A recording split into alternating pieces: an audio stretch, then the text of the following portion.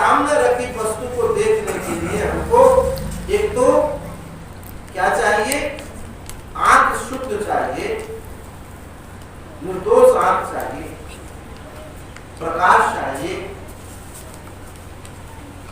और सामने रखी वस्तु का लक्षण चाहिए, यानी प्रमाण चाहिए और लक्षण चाहिए। तो आंख यदि हमारी शुद्ध नहीं हुई, प्रमाण हमारा शुद्ध नहीं हुआ, तो सामने रखी हुई वस्तु को हम जान नहीं सकते। इसे लक्षण प्रमाणाभ्याम वस्तु सिद्धि, लक्षण भी चाहिए और प्रमाण भी चाहिए। तो प्रमाण की शुद्धि के लिए ये सारा परंपरागत साधन है,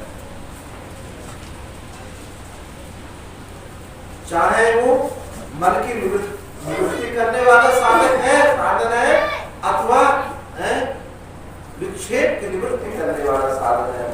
योग से आपका विक्षेप की निवृत्ति होती है, उपासना से विक्षेप की निवृत्ति होती है, कर्म से ये जो मन की निवृत्ति होती है। तो मन विक्षेप की निवृत्ति जब होती है तब जाकर के ये हमारा जो प्रमाण है ये शुद्ध हो जाता है।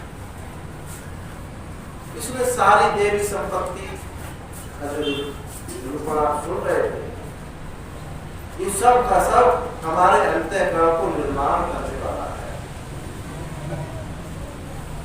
जब ये निर्माण हो जाता है, यानी इसी को हम परंपरागत साधन कहते हैं। परंपरागत साधनों का फल कहाँ तक जाता है? उनका फल है कि बहिरंग साधन हो जाए, अर्थात विवेक वैराग्य उत्पन्न हो जाए।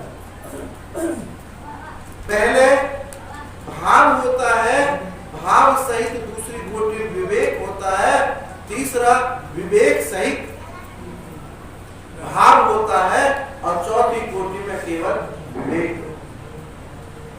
कुछ लोग ऐसे हैं जिनको विवेक की कोई बात नहीं, केवल भाव है। कहाँ जा रहे हैं?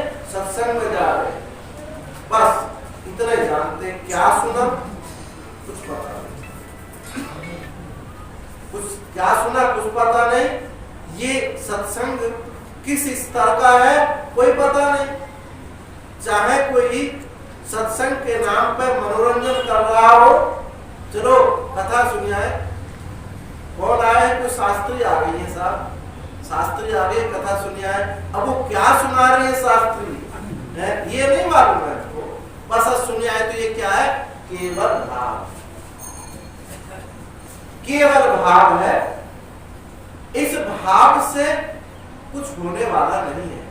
थोड़ी देर के लिए अश्रुपात हो जाए, चित्त थोड़ा देर कोमलता आ जाए, तो ये कोई शुद्धि का लक्षण नहीं। एक विदेश में एक रानी थी, और वो उसको दुखांत फिल्म देखने का बड़ा शौक था। एक दिन वो फिल्म देखने गई, सिनेमा हॉल में गई, और अपनी घोड़ों से सजी हुई बग्गी में जाती थी। ठंडा देश था, और फिल्म देख करके जैसे आई, तो वहां जब फिल्म देख रही थी तो उसने इतना अश्रुपात किया, इतना अश्रुपात करती थी कि पूरा मुख, पूरा वक्त उसका भीग जाता। आकर के अपने जब रथ पर सवार हुई, तो जहां अपने वो पैर रखती थी वहां बड़े बड़े कीमती गर्म गलीचा पड़े हुए थे, उनमें उसको पैरों को ठंड ना लग जाए ऐसे उन्हें छुट्टी। तो उसने आके देखा कि एक ठिठुरता हुआ, ठंड से ठिठुरता हुआ आदमी उस जहां उसके पायदान थे वहां छुपा हुआ था, उस गलीचा में छुप गया था, ठंडी बचा ली। अब भाई ठोकर मार मार के उसको रथ से नीचे लगा। अश्रुपात हुआ था, और क्यों नहीं परिवर्तन हुआ है? जब केवल भाव होता है, और कितने देर तक भाव रहता है इसका कोई पता नहीं। इसलिए भाव को भाव के साथ जो विवेक होता है, थोड़ा भाव से हम विवेक की तरफ प्रवेश कर रहे हैं। फिर हम समझने लगते हैं कि ये एक ऐसा सत्संग है हमारे शास्त्रों का, ये अभिनय तो नहीं कर रहा, तिरस्कार तो नहीं कर रहा, हमारे ऋषि मुनियों का तिरस्कार तो नहीं कर रहा, ये विचार आने लगता है। क्योंकि बहुत कलयुग में ऐसे बहुत दूत घूम रहे हैं जो आपके रामायण को, गीता को, उपनिषदों को, वेद को गाली देना ही सत्संग है इनका। तो भाव प्लस विवेक, भाव जाता है विवेक आ जाता है। अब तीसरी कोटि में जब विवेक आता है, भाव पूरा होता है, तो जो भाव है वो भाव भी विवेक अनुसार होता है। जब ये विवेक उदित होता है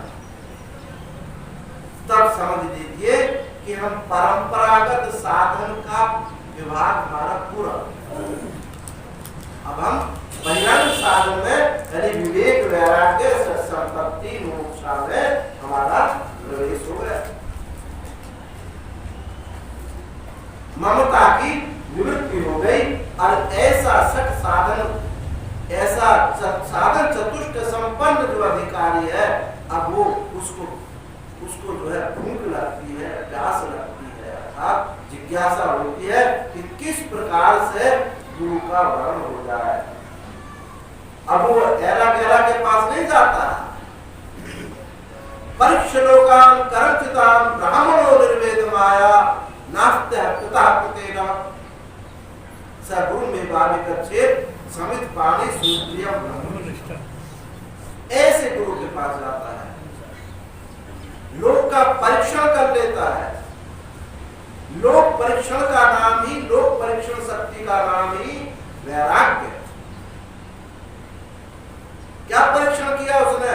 नास्त्य कृतः कृतेन, नास्ति अकृतः कृतेन। जो अकृत वस्तु है वो कर्म से प्राप्त नहीं हो सकती।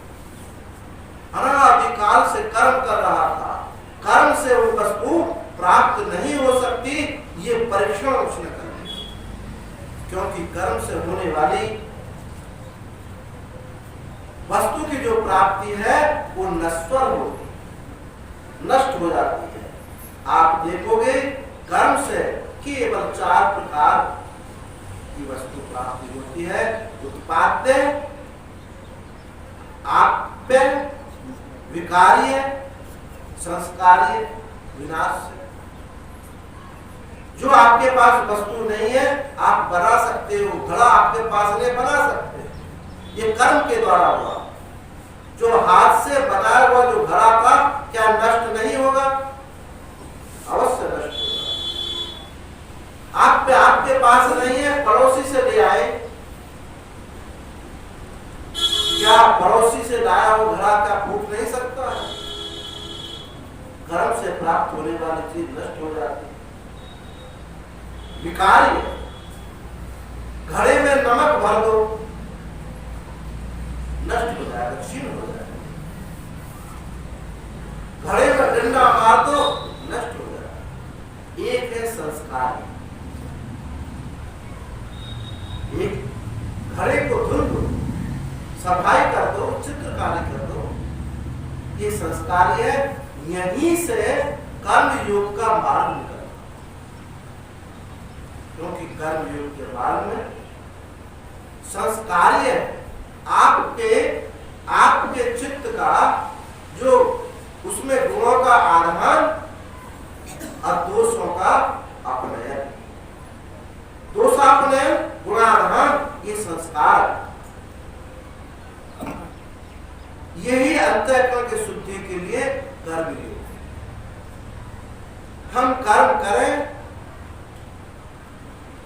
लेकिन कर्मासक्ति, फलासक्ति, कर्तृत्वासक्ति, अकर्तृत्वासक्ति, इनसे निर्मुक्त होकर के कर्म करें तो जो कर्म किया हुआ कर्म है, ईश्वर समर्पित किया हुआ कर्म है, वो कर्म हमारे अंतःकरण का संस्कार कर देता है।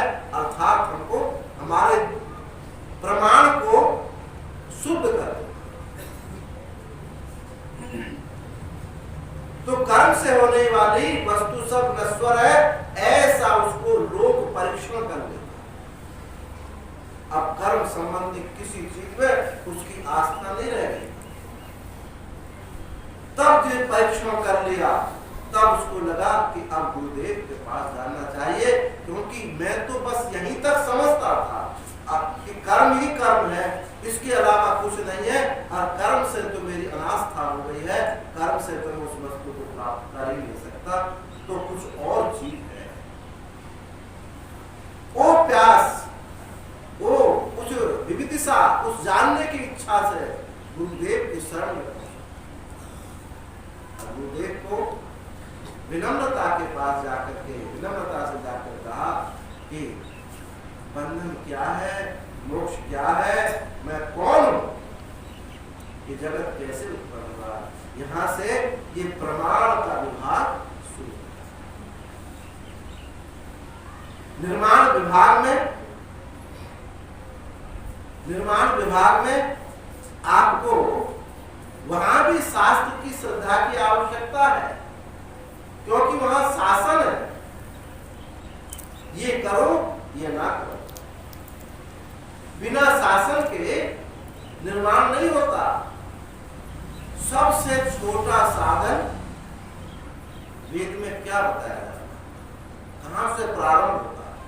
हमारा अध्यात्म शास्त्र, हमारा ये सनातन वैदिक धर्म कहां से प्रारंभ होता है। हमारा वैदिक सनातन धर्म आज्ञा पालन से शुरू। ये आज्ञा पालन जिसने किया है,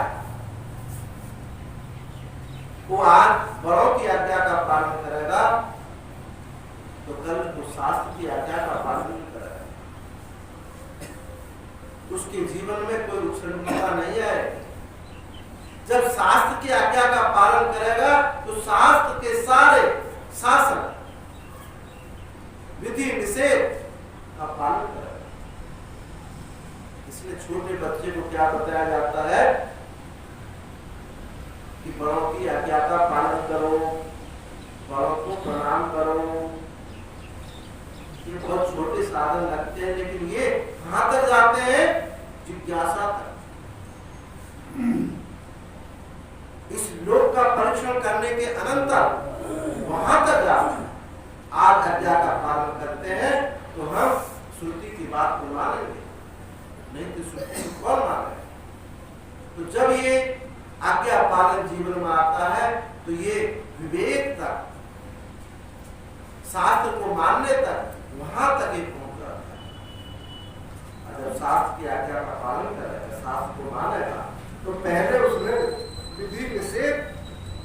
विधि निषेधात्मक यानी शासनात्मक, शास्त्र को माने, यानी शासनात् शास्त्र, संसनात् शास्त्र।